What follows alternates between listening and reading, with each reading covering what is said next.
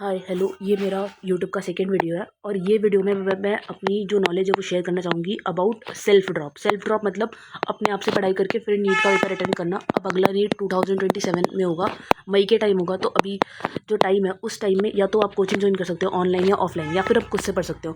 पर खुद से पढ़ने में ना प्रॉब्लम है काफ़ी सारी। मतलब वैसे तो कोचिंग वगैरह में भी प्रॉब्लम है कि कैसा टीचर मिलेगा, तुम साथ साथ चल पाओगे या नहीं, बहुत सारी बातें होती हैं। बट सेल्फ स्टडी का अभी ये वीडियो है तो मैं सेल्फ स्टडी का बताती हूँ।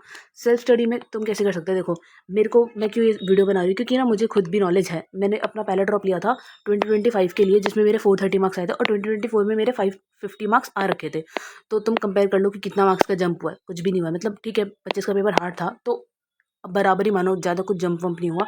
और फिर मैंने 25 के 430 पे रिपीट किया था और 2026 के पेपर में मेरे 585 थे और जो रीनीट का पेपर हुआ है उसमें मेरे 521 है।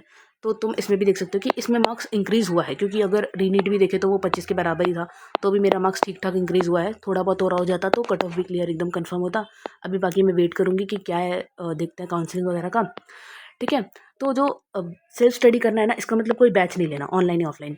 तो उसके लिए ना तुम्हें ना सबसे पहले तो ये देखना होगा कि तुम्हारे नीट में या रीनीट में कितने मार्क्स बने थे। अगर ये मार्क्स के उसको पार कर रहा है तो फिर ठीक है, प्लस माइनस 10 देखो हो सकता है, लेकिन तुम्हारा ना कंसेप्ट वीक नहीं होना चाहिए। अगर कंसेप्ट वीक है ना और मेजॉरिटी वीक है, अगर एक दो चीज़ें वीक है तो फिर चल जाएगा। जैसे कि लेट्स से मेरी ऑर्गेनिक ना बहुत वीक थी ये सेकंड ड्रॉप में, मैंने अपनी पूरी ऑर्गेनिक को बहुत अच्छी कर ली थी और मेरे कोई भी सवाल गलत नहीं किया था इस रीनीट के पेपर में भी और नीट में भी।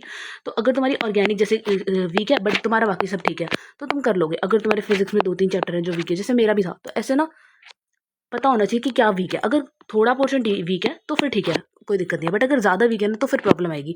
तो फिर तुम कोचिंग या किसी क्लासेस को वो कंसीडर करो। तो पहले तो ना ये पता होना चाहिए कि वीक है क्या, तो उसके लिए वही आइडेंटिफाई करना वीक पोर्शन। जैसे कि तुम ओसी में क्या तुम्हारी पूरी वीक है, अगर पूरी वीक नहीं है तो क्या सिर्फ बेसिक्स वीक है या कोई चैप्टर वीक है, ऐसे आईओसी में भी ऐसे ही। ठीक है। फिजिकल में भी देख लेना कौन कौन से चैप्टर वीक है, हो सकता है आयोनिक इक्विलिब्रियम वगैरह वीक हो, ये बहुत इंपॉर्टेंटली वीक होता है ये सबका। बाकी फिजिक्स में क्या क्या चैप्टर वीक है, क्या क्या स्ट्रॉन्ग है, बायोलॉजी में क्या क्या स्ट्रॉन्ग है, क्या क्या वीक है, ये सब तुम्हें पता होना चाहिए। एक पेज पे लिख लेना, कोई अच्छी सी कॉपी बना के छोटी सी, उस पर पूरा नोट कर लेना कि मेरा ये वीक है। ठीक है। उसके बाद तुम वीक का कैसे आइडेंटिफाई कर सकते हो, बायोलॉजी की 10 यूनिट है, आइडेंटिफाई कर लो कौन कौन सी यूनिट वीक है, कौन कौन सी स्ट्रॉन्ग है। ठीक ठाक है। और केमिस्ट्री में फिजिकल, ऑर्गेनिक, आईओसी और एक्सपेरिमेंट्स में डिवाइड कर सकते हो। और फिजिक्स में मतलब 11th का पार्ट 2, 11th का पार्ट 1, 12th का पार्ट 1 और 12th का पार्ट 2, ऐसे करके बना सकते हो कि कौन सा कितना वीक है। मतलब अपने आप से नंबर दे सकते हो कि मेरे, जैसे कि लेट से इसमें जितने भी चैप्टर हैं, 7 चैप्टर अगर हैं तो उसमें से मेरे 5 अच्छे हैं, 2 खराब है, तो मुझे वो 2 करने हैं, ऐसे। ठीक है। बाकी चैप्टर वाइज भी कर सकते हो, तुम्हारी मर्जी कैसे करना है। एक और चीज़ जो मैंने इंपॉर्टेंट नोट की थी कि हर चैप्टर का ना मेरा जो लास्ट का पार्ट होता था वो वीक रह जाता था, तो उस पोर्शन को भी ज़रूर देखना। जैसे केटीजी में मीन फ्री पाथ का फॉर्मूला मुझे नहीं आता था बट मैंने लास्ट में कर लिया था, तो मेरा नीट वाला पेपर मतलब क्वेश्चन जो आया था ना वो सही गया था। तो ऐसे वीक ना आइडेंटिफाई कर लेना। बाकी अगर तुम सेल्फ स्टडी से पढ़ रहे हो तो एक ऑफलाइन टेस्ट सीरीज़ बहुत इंपॉर्टेंट है। ठीक है। तुम ऑफलाइन टेस्ट सीरीज़ में एलन ले सकते हो, नीट प्रेप ले सकते हो, आकाश भी ले सकते हो और पीडब्ल्यू भी ले सकते हो। मेरे पास एलन और नीट प्रेप का ऑफलाइन जाके देने का एक्सपीरियंस है, और आकाश और पीडब्ल्यू के मैंने घर पे टेस्ट या तो प्रिंट करके दिए हैं या ऑनलाइन दिए हैं। मैं बता दूंगी, अगर तुम्हें वीडियो चाहिए होगा टेस्ट सीरीज़ के बारे में तो मैं अपनी नॉलेज पे बता दूंगी कि आकाश और पीडब्ल्यू का कौन सा ज़्यादा अच्छा है, या फिर नीट प्रेप और एलन में क्या है। बट एलन में अभी के लिए यू कैन चूज़ लीडर और achiever. Achiever I think result के बाद निकलेगा और लीडर हो चुका होगा पहले से ही, मुझे कंफर्म अभी नहीं है। और नीट प्रेप में असेंड होता है, वाइटल होता है और भी बहुत सारी टेस्ट सीरीज होती है। मैंने असेंड 4.2 लिया था। मेरा क्या था कि मैंने लीडर लिया था एलन का, फिर उसे कंटिन्यू करती गई थी मैं। फिर आई गेस सितंबर अक्टूबर या नवंबर के टाइम में मैंने नीट प्रेप का असेंड 4.2 लिया था। तो उससे ना देखो क्या होता है ना कि एक तो टेस्ट सीरीज़ ना अच्छी होनी चाहिए। जैसे मैं अगर अपनी स्टोरी बताऊँ तो मैंने ना लीडर से कंटिन्यू किया था अपना सेकंड ड्रॉप को। ठीक है। मैं अपने सेकंड ड्रॉप, क्योंकि फर्स्ट ड्रॉप को मैं ज़्यादा कंसीडर करती नहीं, उसमें मैंने अचीवर लिया था एलन का, पर मैंने अच्छे से पढ़ाई ज़्यादा की नहीं थी। ठीक है। तो मैं अगर सेकंड ड्रॉप की बात करूँ अपने, जो मैंने एलन के लीडर के साथ किया था शुरू, तो मेरे शुरू में ना लाइक 550 प्लस मार्क्स रहते थे डीएलपी में, या फिर 550 रहेंगे प्लस रहेंगे, ऐसे रहते थे। ठीक है। कभी कभी 580 भी आए हैं, तो मतलब अबव 500 तो हमेशा ही रहते थे। बट फिर क्या हुआ, जब ऐसे ऐसे टाइम आगे बढ़ा तो मेरा ऑलमोस्ट सिलेबस खत्म होने वाला था, तब मैंने नीट प्रेप का असेंट टेस्ट सीरीज भी ले लिया। मतलब फिर मेरे 2 टेस्ट चलने लगे, क्योंकि नीट प्रेप वाले ना एक बफर डे देते हैं, तो मैं सैटरडे को नीट प्रेप का देती थी और संडे को एलन का। तो उससे फिर उसके बाद क्या होने लगा ना कि जब मैंने नीट प्रेप ले लिया तो मेरे नीट प्रेप में तो 400 प्लस थे ही, कभी कभी 500 प्लस भी इसमें पहुँचे हैं, ऐसा नहीं है कि 500 नहीं पहुँचे हैं, पर कभी कभी पहुँचे हैं। बट मेरे ना फिर इसमें जो एलन था ना, इसमें मेरे मार्क्स 500 से कम होके 430, 400 50 ऐसे आने लगे, ठीक है। तो मेरा ये प्रॉब्लम हुई थी, और जब ये 450 हुए ना, फिर ये मेरे पूरे मेजर्स तक और पूरा एंड तक मेरे इतने ही रहे। तो उसकी वजह से मुझे एंग्जाइटी वगैरह बहुत हुआ था। इसलिए ले लेना ठीक है, अगर आप एक्स्ट्रा टेस्ट सीरीज ले रहे हो तो फ़ायदा होगा। फ़ायदा क्या हुआ था, मैंने नीट प्रेप लिया था ना, नीट प्रेप की जो बायो मतलब तो इनकी ना फिजिक्स और केमिस्ट्री भी बहुत अच्छी थी। अलग अलग लेवल के क्वेश्चन होते थे, जो डिफरेंट क्वेश्चन हम आलन आकाश में नहीं देखते वैसे। बट इनकी जो बायोलॉजी थी ना, उसने मेरी बहुत हेल्प की, क्योंकि बहुत लेंथी बायोलॉजी बनाते थे, पर मैं जल्दी कर लेती थी। तो पूरी एक तो एनसीईआरटी रिवाइज हो जाती थी मेरी, और मेरे अच्छे मार्क्स आते थे, लाइक 330+ बायो में आ जाते थे। तो मेरा कॉन्फिडेंस भी हो जाता था कि ठीक है, एलन में नहीं आ रहे, एलन में मेरे 290+ तक रहते थे बायो में, ठीक है। तो मैं यही सोचती थी कि अगर नीट प्रेप में आ रहा है तो एलन में भी आ जाएंगे। तो इसलिए फ़ायदा तो है टेस्ट सीरीज़ 2 लेने का, पर नुकसान भी है क्योंकि मार्क्स कम हो गए थे, ठीक है। तो एक पहली चीज़ ये।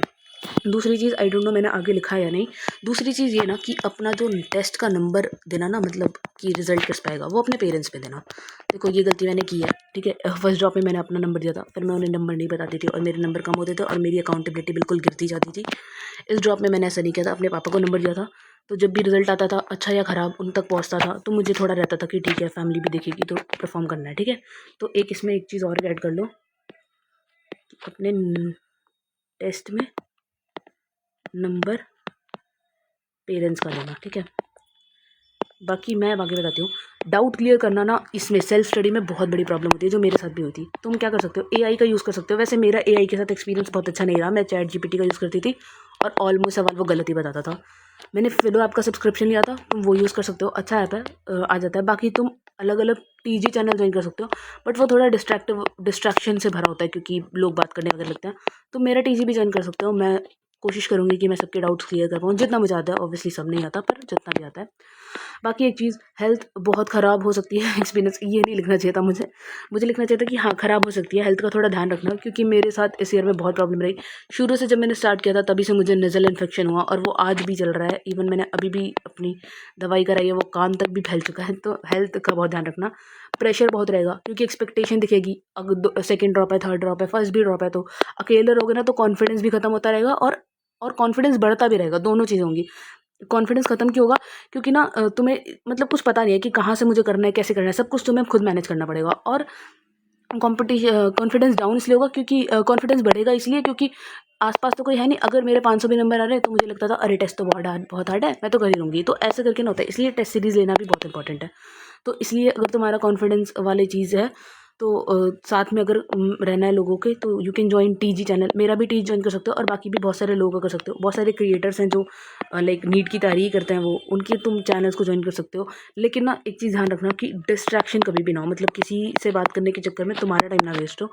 बाकी तुम और लोगों के साथ कनेक्ट हो सकते हो, तुम सब्सक्राइब कर सकते हो इस यूट्यूब चैनल को, और मुझे बता सकते हो कि मैं और कैसे वीडियोस बनाऊं, जैसे कि टेस्ट सीरीज़ पे, क्योंकि मैंने आलन, नीट प्रेप, आकाश और पीडब्ल्यू, मैंने पीडब्ल्यू के नहीं लिखा, इनके भी टेस्ट दिए हैं। बाकी मैंने और बहुत सारे मटेरियल यूज़ किए हैं टेस्ट वगैरह के लिए, अलग अलग जगह के, ठीक है। बाकी मैंने ओसी अपनी बहुत स्ट्रॉन्ग की थी, वो कैसे की थी, फिजिक्स कैसे करना है, ये सब मैं बता सकती हूँ। और तुम मुझसे भी अपने डाउट्स वगैरह पूछ सकते हो।